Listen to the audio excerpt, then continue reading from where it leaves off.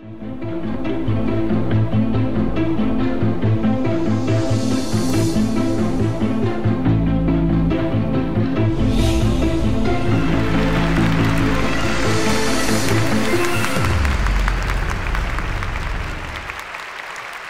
kind of happy. I got called an awesome ninja today. So, philanthropy. It's a big word with a meaning that's not so big. Philanthropy means the love of mankind. Everyone when people hear the word philanthropy, they think, oh, I can't be a philanthropist because I don't have $5,000 that I can give away every single day, and their helping hand won't be hurt. But that's not true. It's the small things and the big things. Anything to show that you care is philanthropy.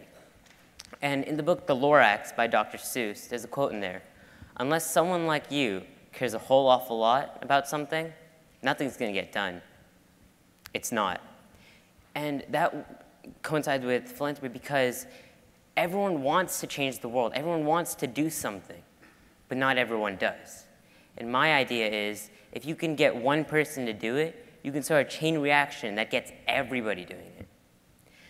My involvement with philanthropy started when I was in 4th grade, and I was at McCoy Elementary in Carrollton, and I was a part of a 8-week program called PAVE, Philanthropy and Volunteerism in Education.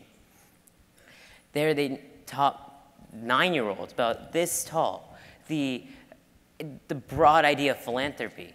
And my mentor, Bob Hopkins, made sure that we not only saw learned what philanthropy is, we saw how vital it is for society to function. And I'm an Eagle Scout, and since 1st grade, when I was this tall, I learned the Scout slogan, do a good turn daily. And as I was growing up, I saw that the Scout slogan, do a good turn daily, and philanthropy go hand in hand. So that's when I created my Eagle Scout Leadership Project. I saw that news media around the world were constantly exemplifying the acts of philanthropy of adults and rarely ever kids. I wanted to change that, and I knew I could. So I created this magazine, Philanthropy Kids, which all of you received today in your registration packets. And I wanted to change the meaning of philanthropy for everyone. I wanted people to see that it's not what they think philanthropy is, it's what philanthropy is. And it's not something that magically spreads across the world. It goes through 2 phases. It starts out with phase 1. Phase 1 is the recognizing of the philanthropy.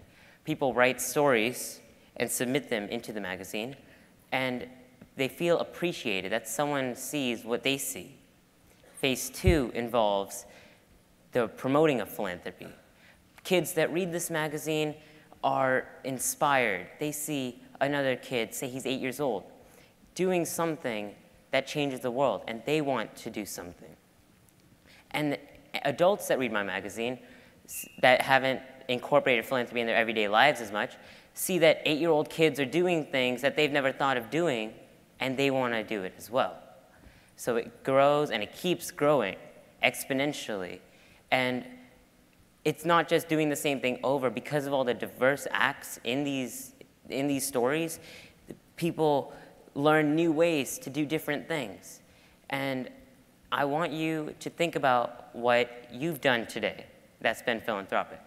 Then I want you to rethink what you've done and try to make philanthropy a part of your everyday life. I want you to think about your role in society, and I want you to rethink your role in society now. And you make a difference, and so you should. And know that your act of philanthropy, like Charlie Johnson said, to pay it forward or whatever, it doesn't need to be extravagant. It just needs to be done. Like Mother Teresa said, if you can't feed 100 people, just feed 1. I'm Amit Banerjee. I'm a philanthropist. Are you? Thank you.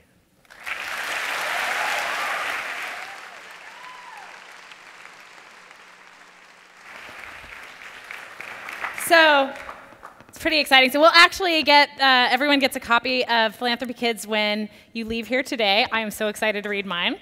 But Amit, there was a contest, right, for Philanthropy Kids magazine. Can you tell us about it?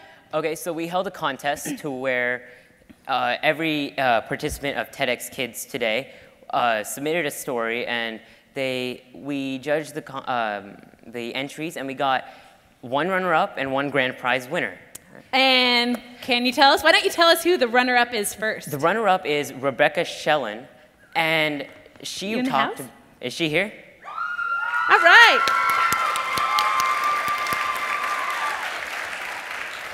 She was talking about how she once went to a food bank, and she made these dry box bins to distribute to countries around the world. And so she's our runner-up, and our grand prize winner is Diane Chen. Is she here today? There you are. Diane.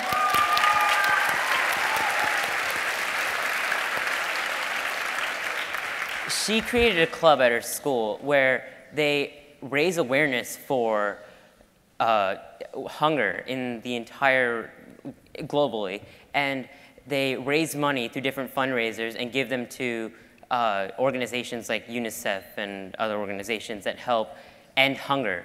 And you are our grand prize winner, and you are our runner-up. So thank you all for just submitting a story. Congratulations, and thank you, Amit.